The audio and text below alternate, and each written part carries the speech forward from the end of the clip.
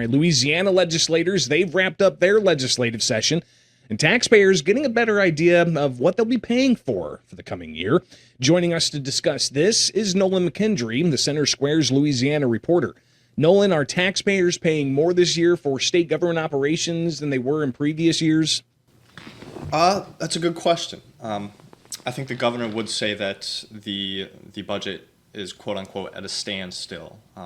That is true for the operating budget.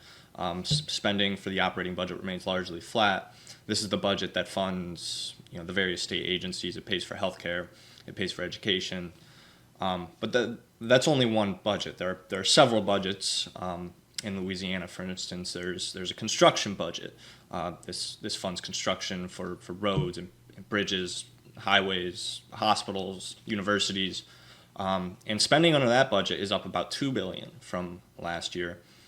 It's up, I think, about $6 billion from 2022.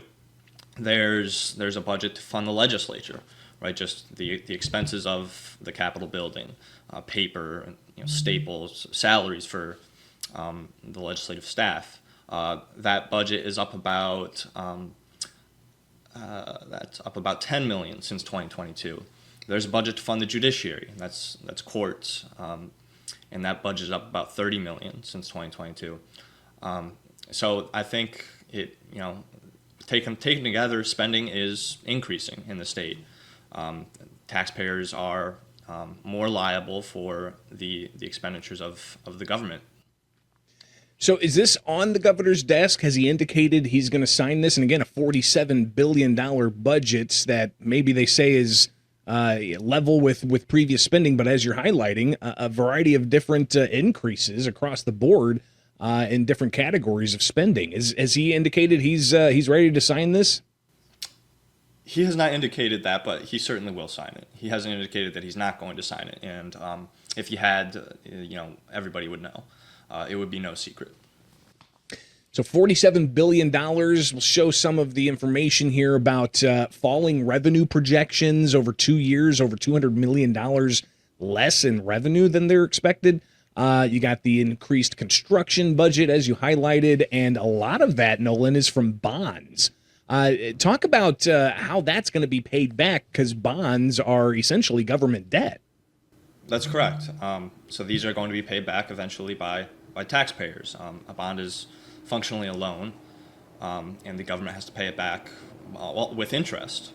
So the cost of taxpayers is actually more than what you're seeing in the budget, and so that there's that, and it's hard to say what the governor's plan is, if any, to really rein in spending across the state.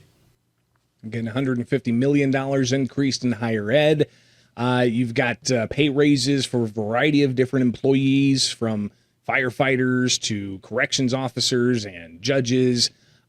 It's something else that you've highlighted in other articles people can read from Louisiana for the Center Square. The Office of Business Workforce Solutions, $31 million. This is a new office?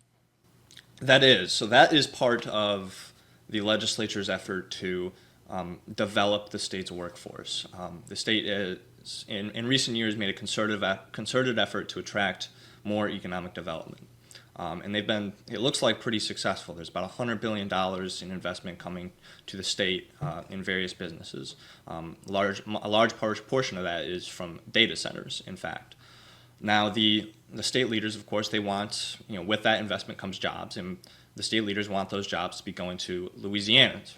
And so in order to make sure that happens, they need to develop the talent, right? The kids who are in elementary school right now, they want those kids to be able to take advantage so that they stay in Louisiana, because Louisiana has, for the past several years, been losing kids and population in general to other states that are providing them with more opportunity to succeed.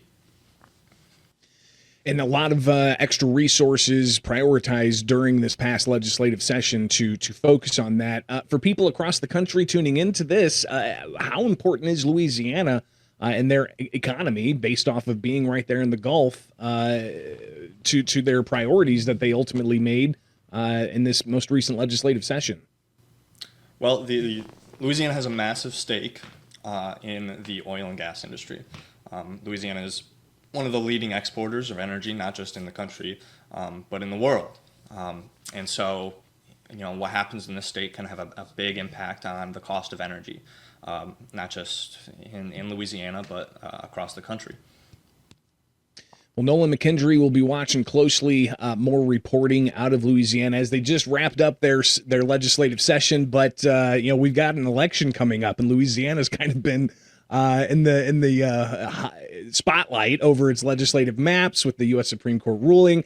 How much of that do you think is going to be part of the debate going into the November election coming out of Louisiana? Well, it'll be a big part of it. The map is going to almost certainly secure an extra seat for Republicans. And this, the ruling, not just in Louisiana, but across, in other states, has set off it sort of poured gasoline on an already sort of raging fire. The redistricting efforts have been going on for much longer than just the Supreme Court ruling. The Supreme Court ruling is basically just, it does sort of philosophically favor the GOP, I think.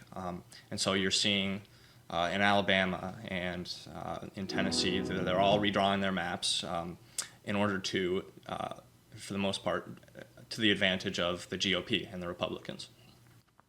Well, Nolan will be tapping back into our conversation about this in the future, no question, as we ramp up towards that November 3rd general midterm election. Get Nolan's story and all of the team from the Center Square by subscribing today at thecentersquare.com.